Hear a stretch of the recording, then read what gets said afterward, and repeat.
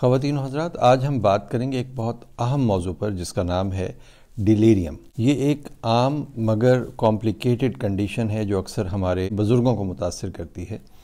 اگر اس کا بروقت علاج کیا جائے اور اس کو پہچان لیا جائے تو مریض کو بہت بڑے نقصان سے بچایا جا سکتا ہے۔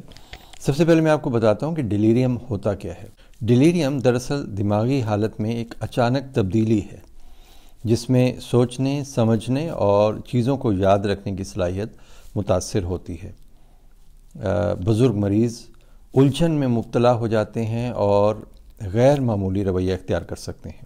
خواتین و حضرات، ڈیلیریم ایک بیماری نہیں بلکہ یہ کسی دوسری میڈیکل کنڈیشن کی علامت ہو سکتی ہے اور یہ چیز الارمنگ ہوتی ہے۔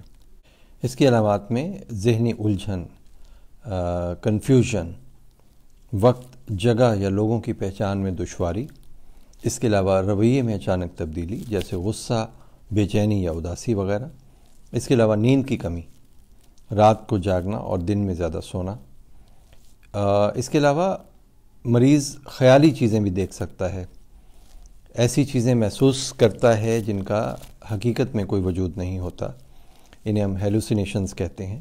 اب اس کی جو وجوہات ہیں ان میں خاص طور پہ آپ کو دیکھنا چاہیے کہ میڈیکل کنڈیشنز جیسے انفیکشنز، نمونیا اور پیشاب کی نالی کا انفیکشن جسے ہم UTI بھی کہتے ہیں، کمزوری، پانی کی کمی یعنی ڈی ہائیڈریشن، دوائیوں کا ری ایکشن، اس کے علاوہ ڈپریشن، اور ہسپتال میں داخل ہونے کے بعد، سرجری کے بعد بھی عموماً ڈیلیریم ہو سکتا ہے۔ اس کے علاوہ غذائی کمی، بہت سے وٹامنز یا منرلز کی کمی بھی ڈیلیریم کر سکتی ہیں۔ اس کے علاوہ الکوہل یا نشہ آور ادویات کا استعمال بھی ڈیلیریم کا باعث بن سکتا ہے۔ اب میں آپ کو بتاتا ہوں کہ ڈیلیریم اور ڈیمنشیا میں فرق کیا ہوتا ہے۔ ڈیلیریم اچانک شروع ہوتا ہے اور صحیح علاج سے فوراً ٹھیک ہو سکتا ہے، جبکہ ڈیمنشیا، جسے بھولنے کی بیماری کہتے ہیں، یہ آہستہ آہستہ بڑھتا ہے مہینوں اور سالوں کے حساب سے اور یہ مستقل ہوتا ہے۔ ڈیلیریم کے علاج کی بات کی جائے تو بنیادی طور پہ ہمیں اس وجہ کو درست کرنا ہے جس کی وجہ سے ڈیلیریم ہوا ہے۔ اگر انفیکشن کی وجہ سے ڈیلیریم ہے تو انفیکشن کو ٹھیک کریں، اینٹی بائیوٹکس کا استعمال کرنا ہوگا۔ پانی کی کمی ہے تو مریض کو ری ہائیڈریٹ کرنا ہوگا۔ اس کے علاوہ پیشنٹ کو ایک پرسکون ماحول فراہم کرنا ہوگا۔ روزمرہ کی چیزوں کی پہچان میں پیشنٹ کی مدد کریں۔ اس کے علاوہ ڈاکٹروں کو چاہیے کہ مریضوں کی دوائیوں کا جائزہ ضرور لیں، وہ دوائیاں بند کر دیں جو کہ مسئلہ پیدا کر رہی ہوں۔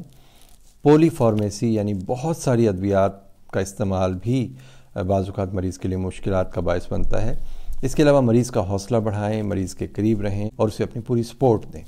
اب احتیاطی تدابیر آپ نے یہ کرنی ہے کہ اپنے گھر کے بزرگوں کو ہائیڈریٹ رکھیں، انہیں کہیں، انکریج کریں کہ پانی مناسب مقدار میں پیا کریں، ان کی نیند کا اچھا انتظام کریں، ان کی دوائیوں کی صحیح مقدار کا خیال رکھیں اور ان کی غذائیت کا بھی خیال رکھیں، جس میں یعنی متوازن غذا کھانی چاہیے۔ اور اگر آپ محسوس کریں کہ انہیں کسی قسم کی انفیکشن ہو رہی ہے تو اس کا علاج کروانا از حد ضروری ہے۔ خواتین حضرات، ڈیلیریم قابل علاج حالت ہے اگر اس کی بروقت تشخیص ہو جائے تو بزرگوں پر خاص توجہ دیں، اور اگر آپ کو ان میں کوئی غیر معمولی تبدیلی محسوس ہو تو فوراً ڈاکٹر سے رابطہ کریں۔ اپنا بہت خیال رکھیے گا۔ میرا نام ڈاکٹر سہیل احمد ہے اور مجھے اسکرین پر دی گئی معلومات کے مطابق آپ تمام سوشل میڈیا نیٹ ورکس پر تلاش کر سکتے ہیں۔